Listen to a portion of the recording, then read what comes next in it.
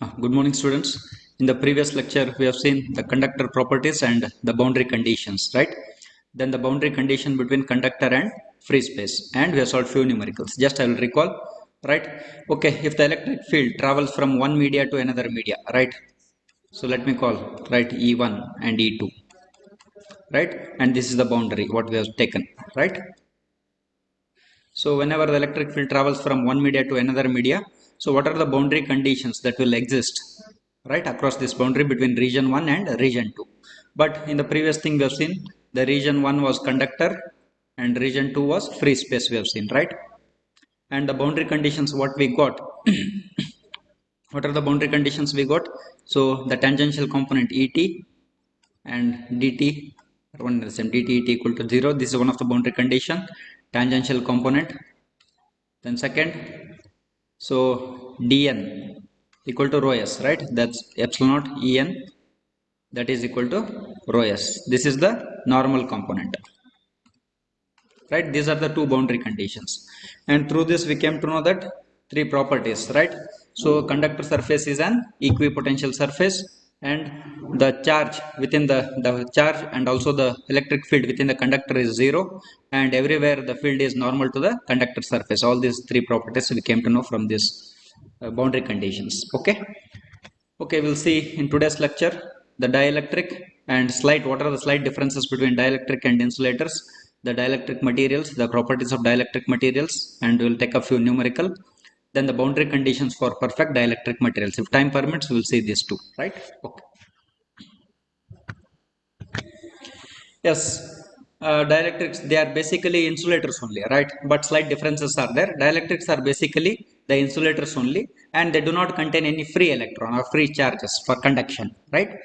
And we can define them as they are very poor conductors of electric current, just like insulators, right? Dielectrics are basically insulators, but slightly we'll classify the difference between dielectrics. Why we call few materials as dielectrics and few materials as insulators, right? That we will see, right?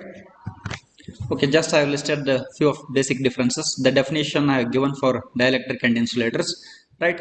So the material, the dielectric material in which the electric field can be developed, right? So that material is capable of developing the electric field within it. So such materials will classify under dielectric. Then here, this will obstruct the flow of current itself, right? It will obstruct the flow of current through it, right? Such materials we call it as insulators, right? Then yes, the dielectric materials are subjected to polarization, right? The dielectric materials are subjected to polarization, whereas the insulators cannot be polarized. For example, we'll take, right, the examples of dielectric materials are dry air, vacuum, distilled water, mica will come here only, right? All the etc. These all will come under dielectric materials, right? Then insulators, cotton, plastic, rubber, right, glass, right? All these things come under the insulator category. Then how they differ, these materials and these materials, how they differ based on whether they are subjected to polarization or not. Based on that we'll see, right? Okay, dielectric materials are subjected to polarization. What is polarization we'll see next, right? Then we'll not speak about bond everything. Okay, then we'll speak with respect to dielectric constant. Yes, the dielectric materials have higher dielectric constant, whereas insulators have lower dielectric constant. If the dielectric constant of the material is very high, means they are subjected to polarization. If the dielectric constant is very low, means they cannot be polarized, right? Such materials will come under the category of insulators. Examples I have given. And one more thing is, these dielectrics are capable of storing energy, right? They are capable of storing energy, whereas insulators are not, right? They obstruct the flow of current or charges. These are the slight basic differences. Okay, next we'll see few more things with respect to the dielectric materials, right? Okay, and by while going through this dielectric materials, we will come through this all these uh, parameters: polarization, what is polarization, permittivity, relative permittivity, all these things we'll see what are actually these things are. Okay, here let us take the dielectric material or slab, right? This is the dielectric material or dielectric slab, right? Okay, let us apply the external electric field, right, from left to right, right? The field is in this direction from left to right. That electric field is externally applied. So this is the higher potential area and this is the lower potential area, right? So always we look at higher potential area as positive, then lower potential area as negative. just to indicate this is positive indicates higher potential area, negative indicates lower potential area, right? The field is always directed from higher potential area to lower potential area. So under the influence of external electric field, what will happen within the dielectric material, that we will see, right? So whenever this external electric field is applied, right, there are no free charges within this dielectric material. The charges which are present, we call them as bound charges, because they are under the control or influence of atomic forces, right? Those bound charges, they will slightly be displaced and they will get oriented in the direction of the field, that we'll see, right? So higher potential area, we treat it as positive. So what will happen, all the negative charges will come and align on this side, right? All the negative charges. And since lower potential area is this side, all the positive charges will come and accumulate on this side, right? Okay, the alignment of the dipoles, we call it this pair as a dipole, right? The combination of both the negative charge and positive charge, we separated by some distance, we call it as electric dipole, right? So this is one pair of electric dipole, this is another pair, third pair. So many number of electric dipoles are formed under the influence of the external electric field, right? And always, yes, through what distance they are separated, always we measure the distance between negative charge and positive charge, and direction is very important, this direction d, always the distance is measured from negative charge to positive charge. If I take magnitude of the distance, it is same, direction is not important, but always the d, the distance we are associating, that I will tell you why, right? Okay, it is always measured from negative charge to positive charge, right? Okay, then we will try to define what is dipole moment. Yes, this dipole moment is a measure of separation between this negative charge and positive charge, right? So dipole moment is a measure of the separation between the negative charge and positive charge in an electric dipole, right? So we call this as dipole moment small p, not capital P. P vector is equal to, then what is the charge, right? The charge, usually we take the positive charge, right? The charge q into the distance from negative charge to positive charge, so it is d vector, we are writing it as d vector, means the distance is measured from negative charge to positive charge, hence, right? If I discard the vector, simply I can write p is equal to q into d, right? So dipole moment is a measure of the separation between the electric dipoles, or the separation between the negative charge and the positive charge in an electric dipole, right? Okay, that we call it as dipole moment. Then if I consider the smaller volume, this is the total volume, right, of the material. If I consider smaller volume here, how many dipoles are there within this smaller volume, right? Let me call it as p total. The number of dipoles that are in the entire volume is given by p1 plus p2. This is one set of dipole p1, another set of dipole p2, right, and so on, right, till pn. So what is P1? Q1 into D1, P2 is Q2 into D2, and so on, right? So we can express this in terms of summation of Qi into Di vector, I running from 1 to the total number of dipoles in the considered given volume, n number of dipoles that are generated in the given volume, right? N into delta V, right? Okay. Then we'll try to introduce one more parameter, that is polarization. What is polarization? We will define. Just simply I can tell the process of generation of electric dipoles, the process of generation of the electric dipoles within the dielectric material under the influence of electric field, we term it as polarization. Just I will repeat once again. The process of generation of the electric dipoles within the dielectric material under the influence of external electric field, we call it as polarization. I hope you understood, right? Mathematically we can write, and capital P we are using, not small p, capital P, and P vector, right, capital P. So dipole moment small p and polarization capital P, right? Please keep in the mind, capital P, right? Mathematically we can define it as the total dipole moment per unit volume. So this is the total dipole moment, right? P total divided by small volume. This volume is almost shrinking towards zero, limit delta V tending towards zero, divided by the total number of dipoles or dipole moment per unit volume, delta V. So this is the total number of dipole moments, Qi into Di, the same thing they have taken. Is it fine? So or simply I can write P is equal to, so P total, so limit, if I want limit delta V tending towards 0, right? So P total divided by delta V. This P total is expressed in the form of summation, the number of dipoles within the dielectric material. Is it fine? Or else simply I can write P total by delta V. And we know that yes, it is a smaller volume. Simply by removing the limit also I can write. Is it fine? Okay. One more thing, if the material is capable of subjected to polarization, then if the polarization increases, then what will happen to the electric flux density? It will also increase. So there is a relationship. We will not worry about how this relationship we got. So directly we will take these equations, right? As the polarization increases, the electric flux density in the dielectric medium also increases. So we will write D is equal to epsilon naught E plus the polarization. So this equation D vector is equal to epsilon T plus P is valid for dielectric materials only, right? Dielectric materials, right? It is valid. This equation is valid. Earlier we have seen D equal to epsilon T, right, in the previous chapters, right? So for dielectric materials, we will just add one more term, that is the polarization P. So D equal to epsilon T plus P. So we'll see what is this polarization next. Yes, before writing the equation for polarization, just we will assume this material to be isotropic and linear. What is that isotropic and linear? I will tell you. Isotropic and linear medium, right? We will assume this dielectric material to be isotropic medium and linear medium, or linear material. We'll see what is this. So what is isotropic? Means everywhere, if I take any point within this material, anywhere, right, it is homogeneous. Its physical characteristics, it is constant everywhere. Means if I say dielectric constant is so and so, at this point the dielectric constant is same, here also it is same, everywhere it is same. The dielectric constant throughout the material is same.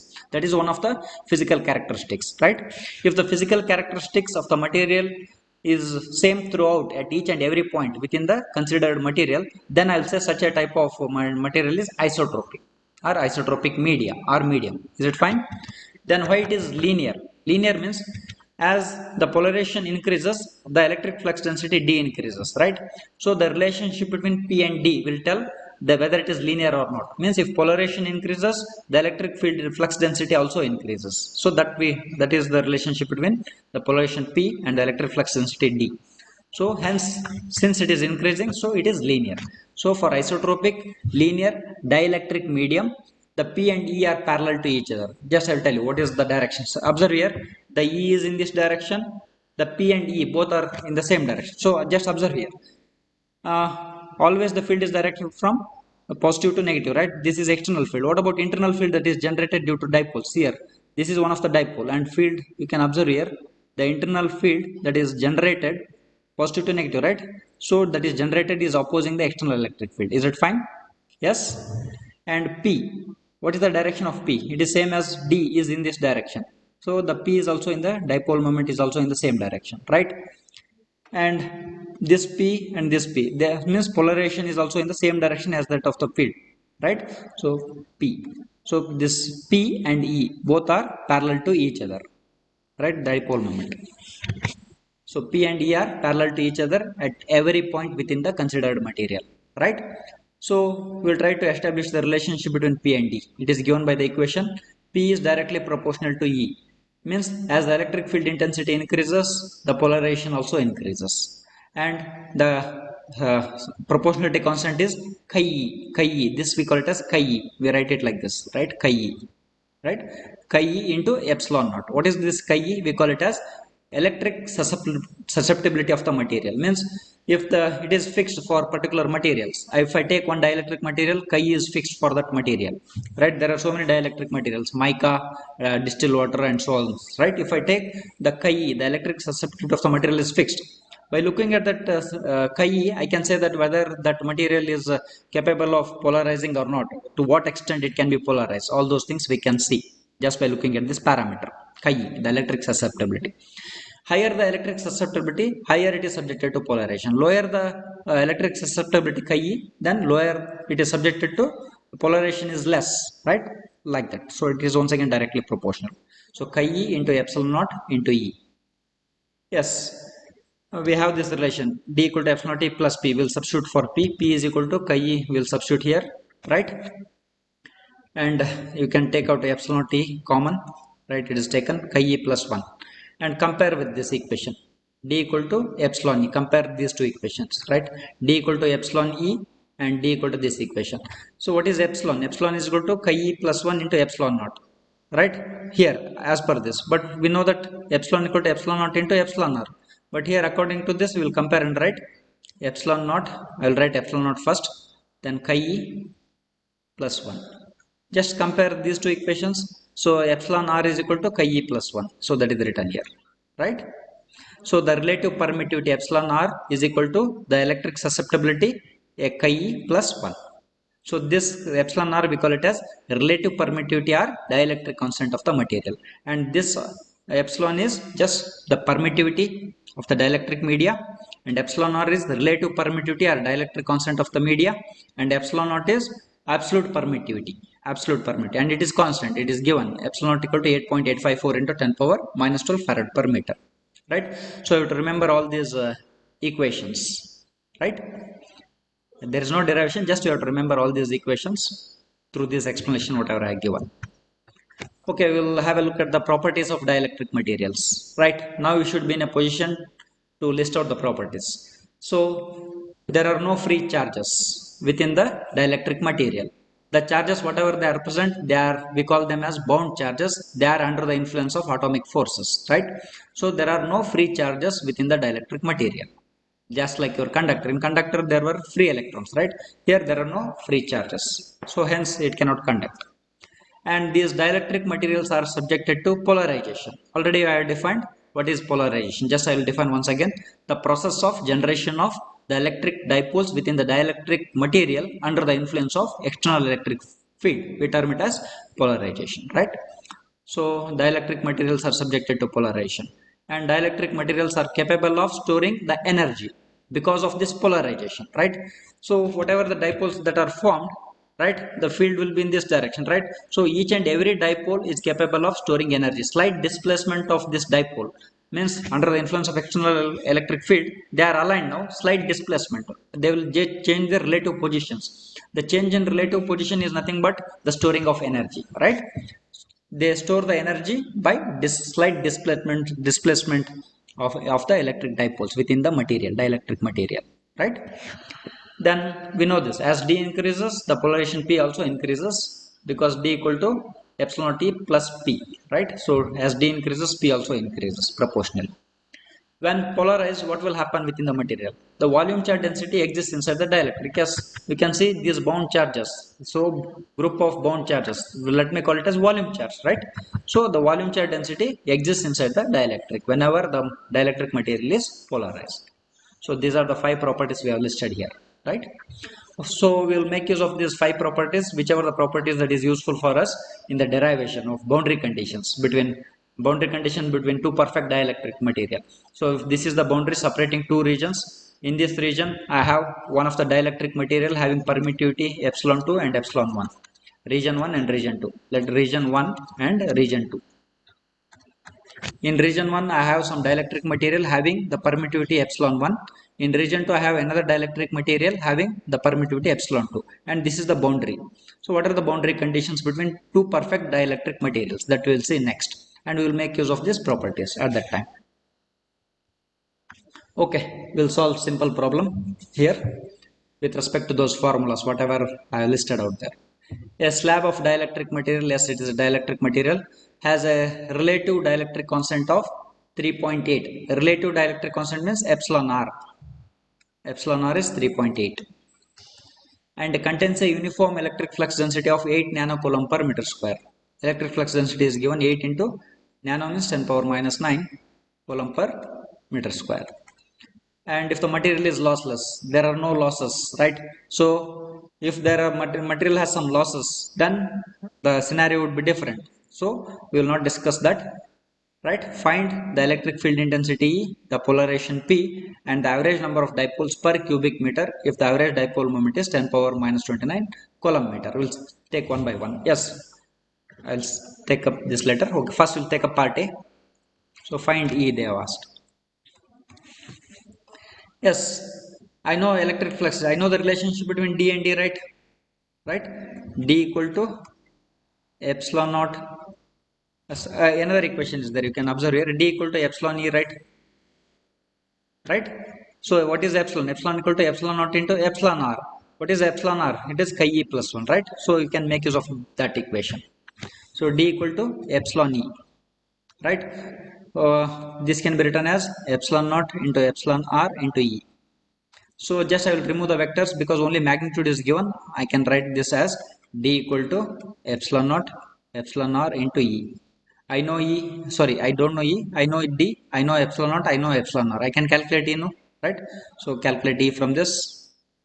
So e is equal to d is how much? D is 8 into 10 power minus 9 divided by epsilon naught into epsilon r. Epsilon naught is 8.854 into 10 power minus 12 into epsilon r is 3.8. So we will calculate E. So 8 exponential minus 9, sorry, 8 exponential minus 9 divided by 8.854 exponential minus 12 into 3.8. So I am getting it as 237.775 volt per meter, right? Okay, 238, they have rounded, that's all, right? Then we'll move to the part B. The polarization P they have asked. The magnitude, it's not a vector, they have asked magnitude. So I know E, I know D, can I relate and calculate? So I can relate P and D. I know the formula. Polarization P is equal to chi E epsilon R or epsilon naught. Epsilon naught into E. Just I will verify, you can check it. Right, chi E epsilon naught into E. Is it fine? They are directly proportional. So I don't know chi E, but I can calculate chi E. What is epsilon R? Epsilon R is equal to the susceptibility chi E plus 1. Right, I can calculate chi E because I know epsilon R. So we will calculate chi E. Chi E is equal to epsilon R minus 1. What is epsilon R? 3.8 minus 1. So it is 2.8. So I know this chi E. I know epsilon naught. I know E. So simply I will write magnitudes. P is equal to. So I'll take the magnitude. P is equal to chi E epsilon naught E. So I will substitute chi E is 2.8, epsilon naught is 8.854 into 10 power minus 12 into E we have calculated 237.775. So we will calculate. So how much it is? So 2.8 into 8.854 exponential minus 12 into 237.775. So it turns out to be 5.89 into 10 power minus 9. Right? What is the unit? It is same as D only. So coulomb per meter square. Same as the electric flux density, the polarization. Right? So coulomb per meter square. So just check it. 5.89. Oh, okay. Somewhere I made a mistake. They are getting 10 power 20. Somewhere 10 power minus 12. What is E? 10 power minus 9. Where I have made a mistake? Can you tell? Yes, sorry, it is correct. I am looking at this third part. It is correct. 5.89 into right. It's correct. See, it is also 5.89. It is also 5.89. It is nano. It is correct. So we'll see part C next. Okay. I hope you people are attentive. You could have told, sir, you are looking at part C answer. Right? It's part B. Right. Part C. The average number of dipoles per cubic meter if the average dipole moment is given. Dipole moment means small p, right? Is given 10 power minus 29 coulomb meter. So small p is given 10 power minus 29 coulomb meter. Right? It is given. So we know the relationship between the polarization and P. So let me write the polarization P is equal to what? The P total by delta V. Right? We know this relationship. But what they have asked, the average number of dipoles per cubic meter. So I will rewrite this. Just I will remove this vectors, right? So and I will write it. So simply 1 by delta V per cubic meter means 1 by delta V per cubic meter. 1 by delta V is equal to this P total. I will take this here. Polarization P divided by P total. Is it fine? 1 by P total I am taking it here. P divided by small p, P total. This is P total, whatever they have given, right? This is the P total. So we will find it out. The average number of dipoles per cubic meter 1 by delta V. So this is average number of dipoles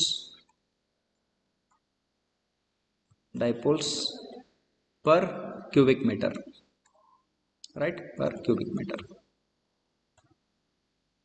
1 by delta V is equal to, what is P? P we have calculated here, 5.89 into 10 power minus 9 divided by P total is given 10 power minus 29. So this minus 29 will become plus 29 if I take in the numerator. 5.89 29 minus 9, so 20, 10 power 20. So per meter cube. Is it fine?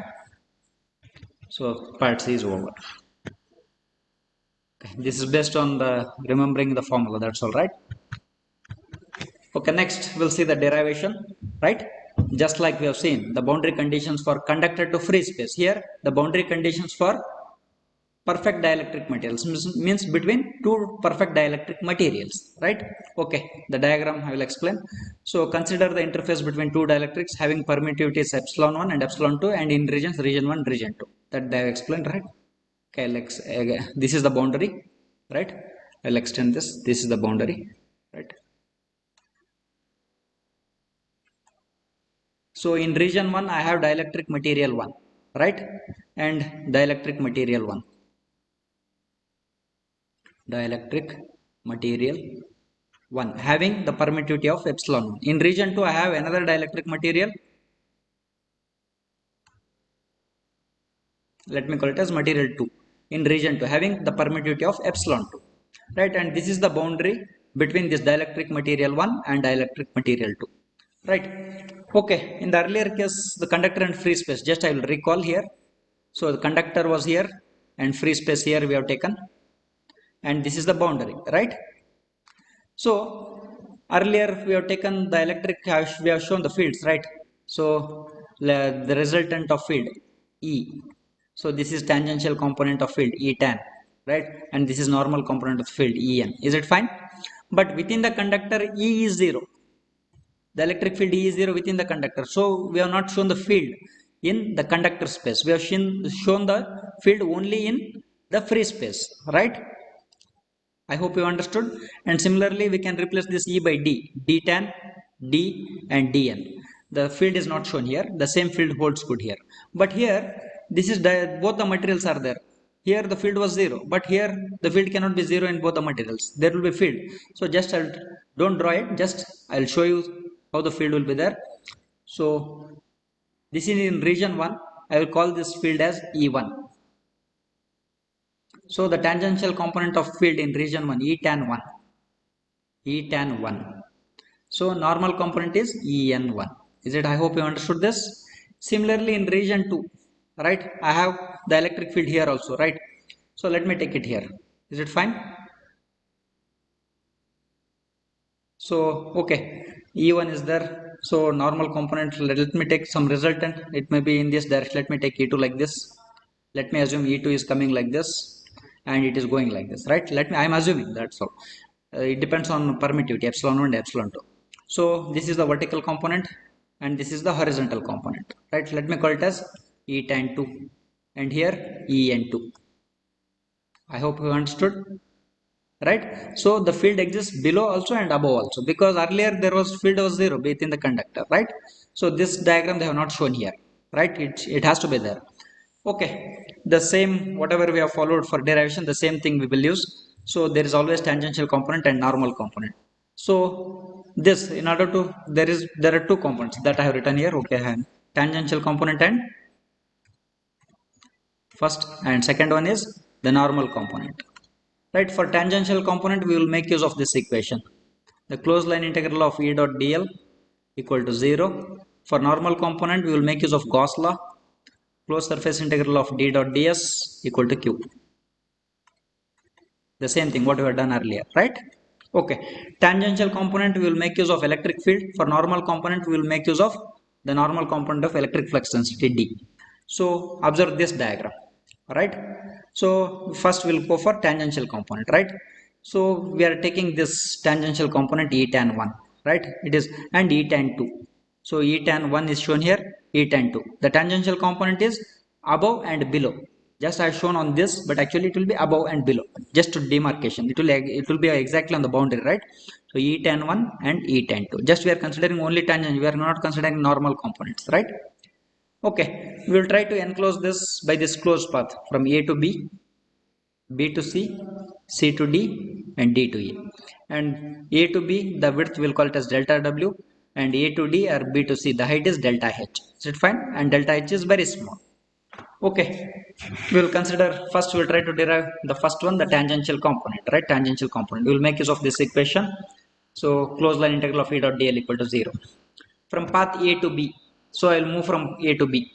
So what is the component field, electric field component which is parallel to this path? So E tan 1, E tan 1 into delta W. So E tan 1 into delta W. This is from path A to B.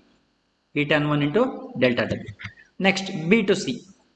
Observe here, this is no tangential, no field is there, and also you can observe here delta H is almost negligible, right? So delta H is almost negligible and it is on the boundary itself, means so from B to C and D to A they will get cancelled. So I will not write this. So it is from B to C it is 0, but they are not shown here. Just I will write somewhere from path B to C E dot dl is 0. The next I will take from C to D. So C to D, just observe here, I am going in this direction. Observe the field here, tangential, it is opposing. So minus I will write, minus E tan 2 into this delta W. So minus E tan 2 into delta W. This is from path C to D. I will write here C to D. Right? The next D to A. D to A, delta H is almost negligible. Delta H is tending towards 0 means, so this is also 0. So D to A it is 0. So D to A it is 0. They are not shown here. You can write B to plus 0 and plus 0. You can write. Right? I have shown here. Okay. Next it is equated to 0. Right? Then you take this side. So finally delta W will cancel. E tan 1 equal to, this is one of the boundary conditions we got.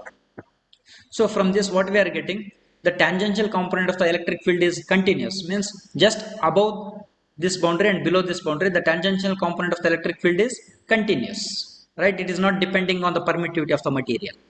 Let us try to establish from this equation, we will try to establish the relation in terms of electric flux density.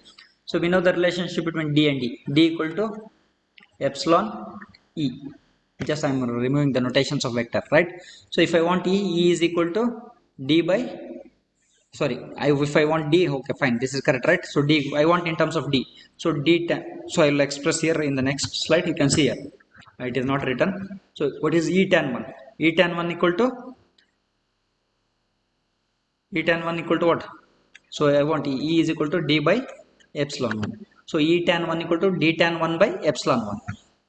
D tan 1 by epsilon 1, because just I will write for your reference and my reference, E tan 1 equal to E tan 2, this boundary. From this, what is E tan 1? D tan 1 by epsilon 1, it is equal to D tan 2 tangential component of electric flux density divided by epsilon 2, right? So from this I can write now, so D tan 1 by D tan 2 equal to epsilon 1 by epsilon 2. So you can, by observing this equation, we will come to know that the tangential component of D is discontinuous. It depends on permittivity of the material, dielectric material, right? But whereas the tangential component of electric field intensity is continuous, just below and above the boundary. But whereas the tangential component of the electric flux density is not continuous, it is discontinuous. It depends on permittivity of the material, right? Okay. So this is the one set of boundary conditions, tangential components we got. Then we'll go to the second, that is the boundary condition for normal components. How to derive the normal components? So I told already we have to make use of Gauss law. What is Gauss law? Gauss law is closed surface integral of D dot ds equal to Q. Right? This is by Gauss law. Okay, for we'll take the normal component in the diagram. Okay, this diagram, observe here. So instead of this, just instead of D I will write D1 here and this DN1, right? Similarly EN to DN2. So I'll concentrate only on the normal components dn1 and dn2. So dn1 only the normal component has been taken in the region 1, dn2, right? Both are leaving the boundary, right? But here if I consider the boundary here, dn2 is entering the boundary, whereas dn1 is leaving this boundary. This is the boundary, right? Okay, we have to make use of sign convention, that will take it, and we'll try to enclose this normal component by the Gaussian surface. This is the Gaussian surface. The best suitable Gaussian surface is cylinder, right? So cylindrical shape, so it is enclosing this normal component of field dn1 and dn2. Is it fine? And this surface area is delta s. Okay, we are using Gauss law, right? So it has sides, top surface and bottom surface. Observe here, right? Okay, so we have to integrate along the top surface, plus we have to integrate along bottom surface, plus we have to integrate along sides.